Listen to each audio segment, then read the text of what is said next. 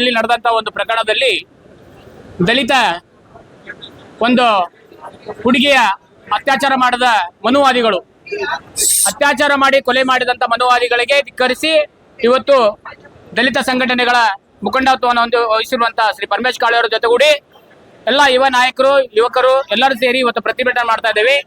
ಏನು ಹಿಂದೆ ದಾನಮ್ಮನ ವಿಚಾರದಲ್ಲಿ ನಡೆದಂತ ಒಂದು ಪ್ರಕರಣದಲ್ಲಿ ಹುಬ್ಬಳ್ಳಿ ಧಾರವಾಡ ಬಂದ್ ಮಾಡುವ ಮೂಲಕ ಏನು ಈ ದೇಶಕ್ಕೆ ಹಾಗೂ ಈ ರಾಜ್ಯಕ್ಕೆ ನಾವು ಏನೋ ಒಂದು ವಿಶೇಷವಾದ ಗಂಭೀರವಾದಂತ ಪ್ರಕರಣವನ್ನ ಪರಿಗಣಿಸಿ ನೀವು ನ್ಯಾಯಾಲಯದಲ್ಲಿ ತ್ವರಿತ ಪ್ರಕರಣವನ್ನ ಜಾರಿಗೊಳಿಸಿ ನ್ಯಾಯ ಕೊಡ್ಬೇಕಂತ ಕೇಳ್ಕೊಂಡಿದ್ವಿ.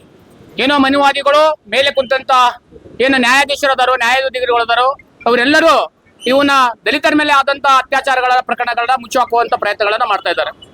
ಅದರ ವಿರುದ್ಧವಾಗಿ ನಾವು ಎಷ್ಟೋ ಪ್ರಕರಣಗಳು ದಲಿತರ ಮೇಲೆ ಆದಂತ ಪ್ರಕರಣಗಳನ್ನ ಮುಚ್ಚು ಹಾಕುವ ಪ್ರಯತ್ನ ಮಾಡುವಂತವ್ರಿಗೆಲ್ಲರಿಗೂ ಮೊದಲಾಗಿ ನಾವು ಧಿಕ್ಕರಿಸ್ತೇವೆ.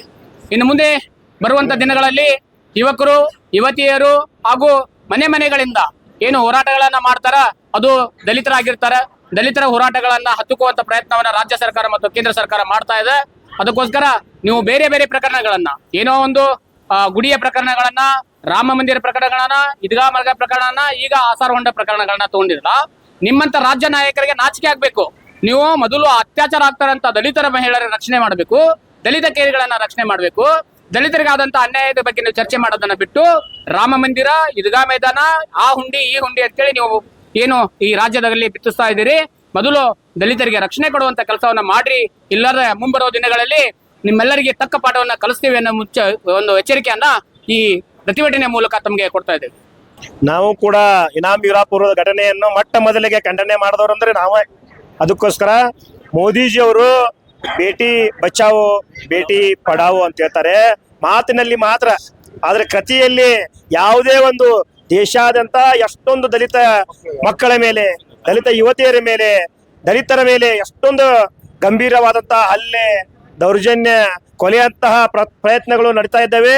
ಆದ್ರೆ ಒಂದು ದಿವಸನೂ ಕೂಡ ನಮ್ಮ ಮೋದಿಜಿಯವರು ಬಂದು ಮನ್ ಕಿ ಬಾತ್ ನಲ್ಲಿ ಹೇಳಿಲ್ಲ. ಅದಕ್ಕೋಸ್ಕರ ಮೋದಿಜಿ ಅವರೇ ಹಾಗೂ ಕರ್ನಾಟಕದ ಮುಖ್ಯಮಂತ್ರಿ ಆದಂತಹ DK ಶಿವಕುಮಾರ್ ಅವರೇ, ದಯವಿಟ್ಟು ಯಾವುದೇ ಸರ್ಕಾರವನ್ನು ನಾವು ದೂರ್ತಾ ಇಲ್ಲ, ದಯವಿಟ್ಟು ಎಲ್ಲಾ ಸರ್ಕಾರಗಳು ಕೂಡ ಒಂದು ದಲಿತರ ಮೇಲೆ ದೌರ್ಜನ್ಯವಾದಾಗ ಸುಮ್ಮನೆ ಕೂಡ್ತಾ ಇದ್ದಾರೆ. ಆದ್ದರಿಂದ ನಿಮ್ಮ ಮಾಧ್ಯಮದ ಮೂಲಕ ಮತ್ತು ಇವತ್ತು ತಹಶೀಲ್ದಾರ್ ಮೂಲಕ ನಾನು ಮಾನ್ಯ ಗೃಹ ಮಂತ್ರಿಗಳಿಗೆ ಹೇಳಲು ಇಚ್ಛೆ ಪಡಿಸ್ತೇನೆ ಅಂತಂದ್ರೆ, ಈ ರಾಯಚೂರು ಜಿಲ್ಲಾ ಶಿರವಾರ ತಾಲೂಕಿನ ಒಂದು ಗ್ರಾಮ, ಪುಟ್ಟ ಗ್ರಾಮ, ಅಲ್ಲಿ ಅಶ್ವಿನಿ ಚಲವಾದಿಯನ್ನ ಎನ್ನುವ ಒಂದು ಯುವತಿ ಬಹಿರ್ದೇಶಿಗೆ ಅಂತೇಳಿ ಹೋದ ಸಮಯದಲ್ಲಿ ಅಲ್ಲಿನ ಎಲ್ಲಾ ಯುವಕರು ಕರ್ಕೊಂಡು ಹೋಗಿ ಅವಳನ್ನು ಅತ್ಯಾಚಾರ ಮಾಡಿ ಎಲ್ಲಿ ಆ ಸುದ್ದಿ ಹೊರಗಡೆ ಬರ್ತೈತಿ ಮುಚ್ಚಾಕೋಬೇಕಂತೇಳಿ ವಿಚಾರ ಮಾಡಿಕೊಂಡು ಅವಳನ್ನು ಕತ್ತು ಇಚ್ಚಿಕ್ಕಿ ಕೊಲೆ ಮಾಡಿ ಅವಳನ್ನು ಬಾವಿಗೆ ಎಸೆದು ಕೊಲೆ ಮಾಡಿದ್ದಾರೆ. ಅದು 2 ದಿವಸಗಳ ನಂತರ ಒಂದು ಬಯಲಿಗೆ ಬಂತು. ಅಂತ ಒಂದು ಪ್ರಕರಣ ಆದ್ರೂ ಕೂಡ ಮಾನ್ಯ ಅಲ್ಲಿಯ ಜಿಲ್ಲಾ SP ಗಳು ಏನು ಧಾರವಾಡದ ಜಿಲ್ಲೆಯಲ್ಲಿ ಏನು ಕಮಿಷನರ್ ಅವರು ಪುಟ್ಟ ಬಾಲಿಕೆ 6 ತಿಂಗಳ ಬಾಲಕಿಯ ಮೇಲೆ ಅತ್ಯಾಚಾರ ಮಾಡಿದಾಗ ಏನ್ ಎನ್ಕೌಂಟರ್ ಮಾಡಿದ್ರು, ರಾಯಚೂರು ಜಿಲ್ಲಾ SP ಅವರು ಕೂಡ ಮಾಡ್ಬೇಕಾಗಿತ್ತು. ಯಾಕ್ರಿ SP ಸಾಹೇಬ್ರೆ, ದಲಿತರ ಮೇಲೆ ಅತ್ಯಾಚಾರ ಆದ್ರೂ ಕೂಡ ನೀವು ಮಾಡ್ತಾ ಇಲ್ಲಲ್ಲ, ಬೇರೆ ಜಾತಿಯವರು ಆದ್ರೆ ಮಾಡ್ತೀರಾ, ದಲಿತರ ಮೇಲೆ ಆದ್ರೆ ಏನ್ ಮಾಡಾಕಲ್ವಾ? ದಯವಿಟ್ಟು ಮಾನ್ಯ ಗೃಹ ಮಂತ್ರಿಗಳೇ, ದಯವಿಟ್ಟು ನೀವು ಏನೇನ ಮಾಡ್ಕೊಂಡು ಏನೇನ ಮಾತಾಡ್ಕೊಳ್ಳೋದಲ್ಲ. ದಿನಾಲು ದಲಿತರ ಮೇಲೆ ದೌರ್ಜನ್ಯ ಆಗ್ತಾ ಇದೆ, ದಯವಿಟ್ಟು ಇದನ್ನು ತಡಿಬೇಕು. ಏನು ತಪ್ಪಿಸ್ತ ಎಲ್ಲ ಏನು ದಲಿತರ ಮೇಲೆ ದೌರ್ಜನ್ಯ ನಡೆಸ್ತಾ ಇದ್ದಾವೆ ಅಂತವ್ರ ಮೇಲೆ ಗುಂಡು ಹಾರ್ಸಾಕ ಅವ್ರಿಗೆ ಮಾನ್ಯ SP ಸಾಹೇಬರಿಗೆ, ಕಮಿಷನರ್ಗೆ, DGPಗೆ ನೀವು ಸೂಕ್ತ ನಿರ್ದೇಶನ ನೀಡಬೇಕಂತೇಳಿ ಈ ಮೂಲಕ ನಾವು ಅವರಲ್ಲಿ ಕೇಳ್ಕೊಳ್ತಾ ಇದ್ದೇನೆ. ನೀವು ಎಲ್ಲರಿಗೂ ಗೊತ್ತಿದ್ದಂಗ ದಲಿತ ಹೆಣ್ಮಕ್ಳ ಮೇಲೆ ಹೆಚ್ಚಿನ ಪ್ರಮಾಣದಲ್ಲಿ ಆಗ್ತಾ ಇದ್ದಾವು. ನೀವು ಕೇಳಿದ್ರಿ, ಈಗ ಮೋದಿ ಅವ್ರು ಹೇಳ್ತಾರ ಬೇಟಿ ಪಡಾವೋ ಬೇಟಿ ಬಚಾವೋ ಅಂತ ಹೇಳಿ ಪಡಾವ್ ಅಂತ ಹೇಳ್ತಾರ. ಎಲ್ಲ ಸರಣಿ ಅತ್ಯಾಚಾರಗಳು ಆಗುವಾಗ ಮೋದಿ ಅವ್ರು ಯಾಕೆ ಇದನ್ನ ಗಣನೆಗೆ ತಗೋತಾ ಇಲ್ಲ? ಬಿಲ್ಕಿಸ್ ಬಾನು ಅನ್ನೋ ಒಂದು ಅತ್ಯಾಚಾರದ ಒಂದು ಪ್ರಕರಣದೊಳಗ ಅತ್ಯಾಚಾರಿಗಳು ಜೈಲಿಗೆ ಹೋಗಿ ಹೊರಗ್ ಬಂದ್ಮ್ಯಾಗ ಅವ್ರಿಗೆ ಸನ್ಮಾನ ಮಾಡಿ ಉಂಡಿ ಸ್ವೀಟ್ ತಿನ್ನಿಸ್ತಾರೆ ಇವರು. ಪ್ರಹ್ಲಾದ್ ಜೋಶಿ ಸಾಹೇಬರು ಸಂಸದರು ಅಂತ ದೊಡ್ಡ ಅಕ್ಕಪಕ್ಕದವ್ರು ಇರೋರ ಅಂತವ್ರನ್ನೆಲ್ಲ ಕುಮ್ಮಕ್ಕು ಕೊಟ್ಟು ಬೆಳೆಸ್ತಾ ಇದ್ದಾರೆ. ಅದನ್ನ ಯಾಕೆ ಮೋದಿ ಅವರು ಗಣನೆಗೆ ತಗೋತಾ ಇಲ್ಲ? ನಾವು ಹೇಳ್ತಾ ಇದ್ದೀವಿ, ನಾವು ಸಾಂಕೇತಿಕವಾಗಿ ಪ್ರತಿಭಟನೆ ಮಾಡ್ತಾ ಇದ್ದೀವಿ ಇವತ್ತಿನ ದಿವಸ. ಯಾಕಂದ್ರ ನಾವು ದಲಿತರು ಯಾವಾಗ ಸುಮ್ನೆ ಕುಂದಿರ್ತೇವೆ ಅಷ್ಟ. ನಾವು ರೊಚ್ಚಿಗೆದ್ವಿ ಅಂತಂದ್ರೆ ಇಡೀ ದೇಶವನ್ನ ಸುಡಾಕ್ ನಾವು ನಿಂದಿರ್ತೀವಿ. ಅದಕ್ಕ ಮೇಲಿನ ಮೇಲೆ ಆಗೋದ್ರಿಂದ ನಾವೆಲ್ಲ ನಮ್ದು ಮಹಿಳಾ ಸಂಘಟನೆಗಳು ದೊಡ್ಡ ಪ್ರಮಾಣದಲ್ಲಿ ಬೆಳೀತಾ ಇದೆ. ನಮ್ಮ ಎಲ್ಲಾ ದಲಿತ ಸಂಘಟನೆಗಳು ನಾವೆಲ್ಲ ಸೇರಿ ಈಗ ನಾವ್ ಏನು ಹೇಳೋದೇನಂದ್ರ ಯಾರು ಈ ರೀತಿ ಮಾಡ್ತಾರ ಅವ್ರನ್ನ ನಿಂದಿರಿಸಿ ಸಾರ್ವಜನಿಕವಾಗಿ ಗಲ್ಲು ಶಿಕ್ಷೆ ಕೊಡ್ಬೇಕು, ಇಲ್ಲಾಂದ್ರೆ ಸಾರ್ವಜನಿಕವಾಗಿ ಎದುರಿಗೆ ನಿಂದಿರಿಸಿ ಶೂಟ್ ಮಾಡ್ಬೇಕು. ಶೂಟ್ ಮಾಡಿದ್ರ ಮುಂದೆ ಬೇರೆಯವ್ರಿಗೆ ಮಾಡೋರಿಗೂ ಅದು ಪಾಠ ಕಲ್ತಂಗ ಆಕೈತಿ. ಅದನ್ನ ಮೋದಿ ಅವರ ಜಾರಿಗೆ ತರೋದ್ ಬಿಟ್ಟು ಬರೇ ಮನ್ ಕಿ ಬಾತ್ ಅಂತ ಹೇಳಿ ಕುಂತಲೇನ ಮನ್ ಕಿ ಬಾತ್ ಹೇಳಿ ಬೆಂಕಿ ಹಚ್ಚೋ ಕೆಲಸ ಮೋದಿ ಅವರು ಮಾಡಬಾರ್ದು ಅಂತ ಹೇಳಿ ನಾವೆಲ್ಲ ಕೇಳ್ಕೊತಾ ಇದ್ದೀವಿ. ಇವತ್ತಿನ ದಿವಸ ಧಾರವಾಡ ಜಿಲ್ಲೆಯ ವಿವಿಧ ದಲಿತ ಸಂಘಟನೆಗಳ ಮುಖಂಡರ ನೇತೃತ್ವದಲ್ಲಿ ಪ್ರಮುಖರಾಗಿ ನಮ್ಮ ಪರಮೇಶ್ ಕಾಳೆಯವರು ಇರ್ಬೋದು, ಮಾರುತಿ ದೊಡ್ಡಮನೆಯವರು ಇರ್ಬೋದು, ಹಾಗೂ ಧಾರವಾಡದ ಎಲ್ಲ ಜಿಲ್ಲೆಯ ನನ್ನ ದಲಿತ ಬಾಂಧವರು ಕೂಡಿ ಇವತ್ತು ನಾವು ಏನು ಅಶ್ವಿನಿ ಚಲವಾದಿ ಎಂಬ 18 ವರ್ಷದ ಒಂದು ಯುವತಿಯನ್ನ ಹೊರಗಡೆ ಹೋದಾಗ ಹಳ್ಳಿಯಲ್ಲಿ ಮೂಲಭೂತ ಸೌಕರ್ಯಗಳು ಕಡಿಮೆ ಇರ್ತವೆ. ರಾತ್ರಿ ಹೊತ್ತಲ್ಲಿ ಅವ್ರು ಹೊರಗಡೆ ಹೋದಾಗ 4 ಜನ ಕಾಮುಕರು ಅವ್ರನ್ನ ಹಿಂಬಾಲಿಸ್ಕೊಂಡು ಹೋಗಿ ಅವಳನ್ನ ಬಾಯಿ ಮುಚ್ಚಿ ಎತ್ತಿಕೊಂಡು ಹೋಗಿ ಅತ್ಯಾಚಾರ ಮಾಡಿ ಅವಳ ಕತ್ತು ಇಸಿಗಿ ಅವಳನ್ನ ಕೊಲೆ ಮಾಡಿ ಬಾವಿಗೆ ಎಸೆಯುವ ಮೂಲಕ ಒಂದು ಹೀನ ಕೃತ್ಯವನ್ನ ಮಾಡಿರ್ತಾರೆ. ದಯವಿಟ್ಟು ಘನವೆತ್ತ ಪ್ರಧಾನಮಂತ್ರಿಗಳೇ, ತಾವು ಬೇಟಿ ಪಡಾವೋ ಬೇಟಿ ಬಚಾವೋ ಅಂತ ಅತ್ಯುನ್ನತ ಕಾರ್ಯಕ್ರಮ ನೀವು ಮಾಡಿದಿರಿ. ಈ ಬೇಟಿ ಅತ್ಯಾಚಾರ ಸತ್ತಲ್ಲ, ಈಗ ನಿಮ್ ನೆನಪಿಗೆ ಬರ್ಲಿಲ್ವಾ?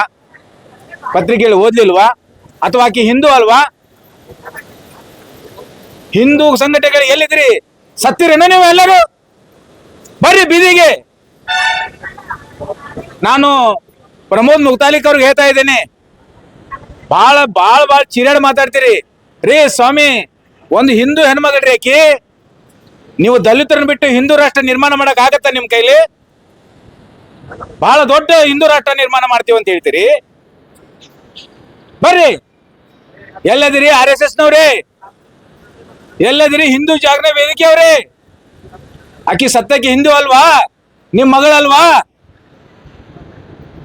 ದಯವಿಟ್ಟು ನಿಮ್ಗೆ ನಾಚಿಕೆ ಆಗ್ಬೇಕು. ನಿಮ್ಗೆ ನಾಚಿಕೆ ಆಗ್ಬೇಕು.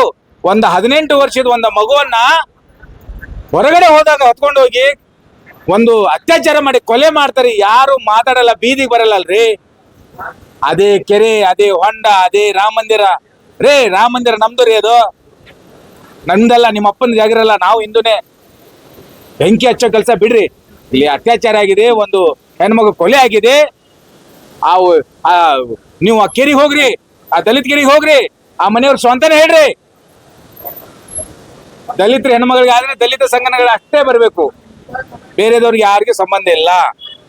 ಅದೇ ಬೇರೆದವ್ರ ದೊಡ್ಡ ಜಾತಿಯಲ್ಲ ಆದ್ರೆ ಎಲ್ಲಾ ಸಂಘಟನೆಗಳು ಬೀದಿಗೆ ಬರ್ತವೆ.